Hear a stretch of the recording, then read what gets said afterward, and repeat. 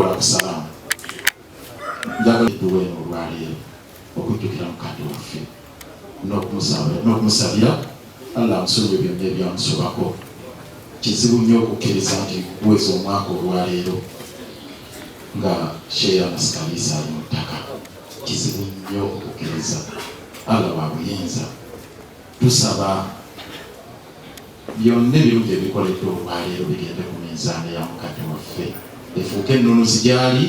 Allah asobole okumutaasa tahabuza kabuli, asobole okumutaasa embeera yonna fenna gyetwolekedde olunaku olwo. Njagala okumwebaza nze ku lwange ebirungi bye yatukolera, ne byakolera umma, ne byakolera eggwanga. Era sebo mukana Abdulkarim okimanyi bulungi, Seeri yantwalanga ng'omwana era nembeera mutabani we. Obwedda mwanjula batabani be nga nenda munkoleko nange jijiraawo naye mungoddemu awo.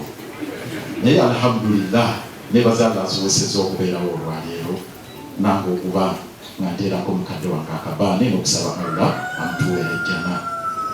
Njagala okusaba nti muzikirize nga nsigale wa famire. Seeka yatuzaala.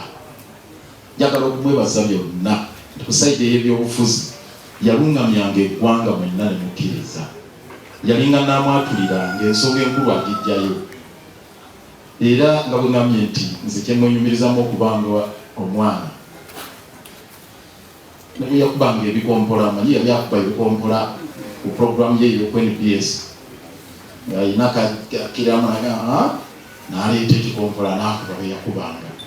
Naye era nze yankubanga ng'omwana ng'akuba owuwe akuba akola ki? Akuba awumba yakubanga omwana, nange muntwalanga ng'omwana. Salamu TV nowe mba nina byengize olwasebo mu Next Media munkubanga ng'omwana. Temugiragira ku NBS mugiragira nesigalanga ki ng'omwana. Nga maliriza ebigambo byange nja kusabayo ebintu bibiri bisatu mufunze ddala.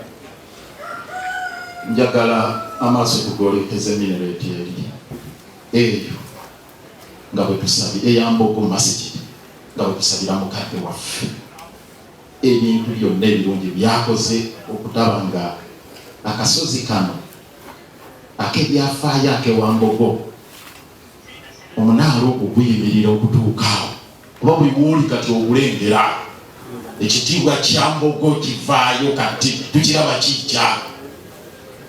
Era muganda ngoli Kibirigo Mayanja ne timu bonna Honorable n'abalala bakoze emirimu bannange twebaze Sheikh Kalisa mu Salamu Charity era nga nja kubasaba Salamu Charity egende maaso ne Next Media omulimu gwekoze njebaza mwebale nnyo ate sokubuka n'emizikiti emirala mingi n'amasomero n'abaana bamulekwa n'abalala bangi abalabiriddwa. Ndowooza omusanga Muzatambo yali badde wagambira ne ba Amirina alayiha n'abantu ba Allah bamaseka Sheikh Yasin bano bonna nga yakolanga omulimu ogwo. Tumwebaza era tusaba Allah amusasule museera mwebyo. Ekyokubiri kyenja okusaba kwe kuba nti Sheikh Yasin kiweewa nayogedde ensonga ey'okugamba nti bwe bakwata abatemu temubulamu ki Musiraamu temubulamu wa umma. Buli bakwata bagamba abatemu abatwizoni bano ba ADF bano bakubye bomu ekoma mboga bano bakoze biki abasiraamu nkoko njeru be basookerwako. Awo nja kubasaba bannange buli lwe tukuŋŋaana ng'oba buli lwe tuli eddoboozi tuliwe ate omutima omulungi eriga nti beeyi givaawo kubanga dibeeti egenda maaso mu ggwanga. Paalamenti egenda kuteesa ku nsonga z'okukyusa ssemateeka ogamba nti okweyimirirwa kuveewo abantu mwe mugenda kuvundira mu makomera. Eri etteeka waliwo ayinza okulowooza nti lijja balireetera lukwagwa nti ffe be mulaba kutuguluba naye naawe gy'oli bigenda kusangayo n'alumanya neki ne saalumanya mututuukako nti lukwago mutulwanirire. Lukwago bamu ne mugamba lukwago temulwaniridde nnyo bantu baffe abakuma be basibye naffe tulwanira mu mateeka sigenda kusamba kufuru ngijja kukomera naye banaleeta etteeka eryongera okunyumyula naffe omulimu gujja kukola ki gujja kutukalubirira nga bakuliga. So buli omwanya n'eddoboozi aliweeyo lisobole okutuukayo. Ekiddira ekisembayo kyensaba sinza kubeera wakulunga sogedde ku kyabaddewo kituyigirize essomo ku ssomero lye Nabisunsa kituwe essomo. Ono Dr. Kigundu Muganange wabyanjigiriza, Dr. Kisuule wabyanjigiriza n'abalala. Ebyafaayo bya Nabisunsa bimanyiddwa bulungi. Ono wabyanjigiriza Honorable Latifa ayina n'essomero Kisasi. Ebyafaayo bya Nabisunsa bikola ki? Bimanyikiddwa bulungi okusomesa omwana ow'obuwala naddala omwana omusiraamu. Naye byabadde ettaka balitutte aba Uganda Land Commission nga bagamba waawo ki investor. Mbebaza abasitudde eddoboozi erivaayo. At least waliwo akalembereza kati bagamba nti baliwummuzaamu, naye bawummuzaamu buwummuza. Essaawa yonna lisobola okukola ki? Si Nabisunsa yekka, njagala kumaliriza ebigambo byange ensonyiwa. Ndi musanyufu nti ndi mukakafu nti Dr. Anas Alisi singa abadde ku NBS byebimbi yalibadde akola ki? Ayogera nti bwe tutuula twalabye obuzibu obukyali. Amasomero gaffe gonna agasinga gali mu Uganda Land Commission. Ekyo kyabulabe. Uganda Land Commission bagiteekawo mu constitution kuuma ttaka, trust property. Naye obwesigwa babumenye enkya n'eggulu. Bagabiriza nze njogera bagasekanya lyakwe muwanvu muli wano mu kibuga naye mbasingako abanakakola ndi mumpi naye bansikulamu naye mbanga ndi muwanvu okuba namanyi ebigenda mu maaso mu kibuga. Byendaba ebigenda mu kibuga amasomero gaffe gonna agasinga gagenda. Uganda Land Commission bagabyegabye bye bagaba biweddewo kati erikyaliwo essomero ettaka ly'amasomero lye bagaba. So ffe tugamba tulwane tulabe nti Uganda Land Commission ebenga si eri ku kyapa yekka.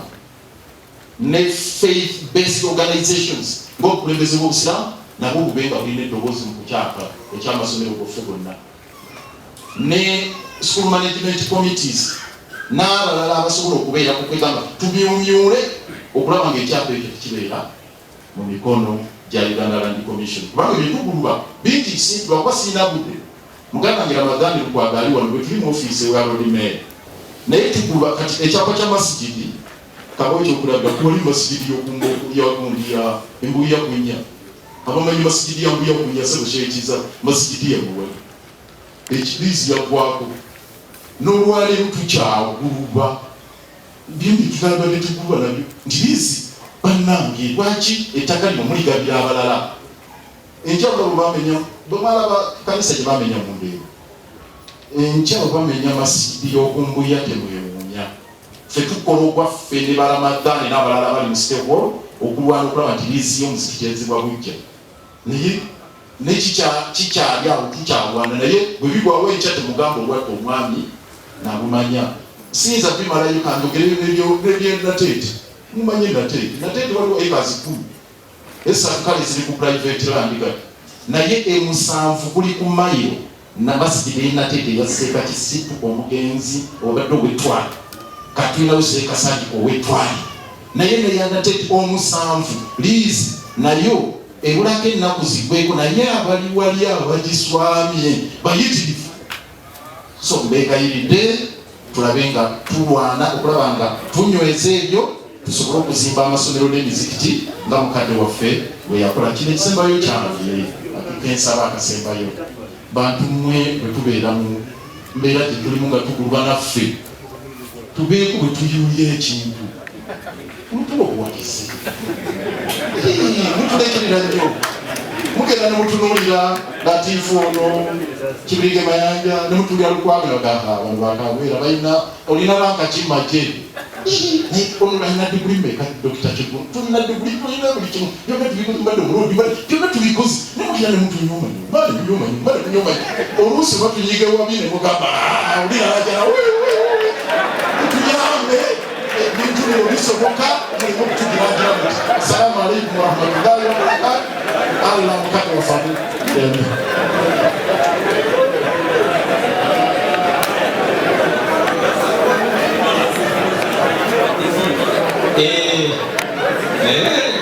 temugamba nti teyatugamba naye omulodi waffe Elias Lukwago mukwano gwaffe